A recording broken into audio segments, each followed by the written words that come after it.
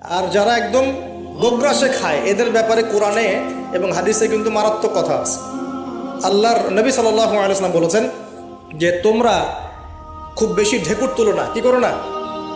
একজন সাহাবী খুব ঢেকুর উঠা, সাহাবী না আসলে, উনি পাশ দিয়ে যাচ্ছিলেন, খাবার দাবার খেয়ে পাশ দিয়ে যাচ্ছিলেন।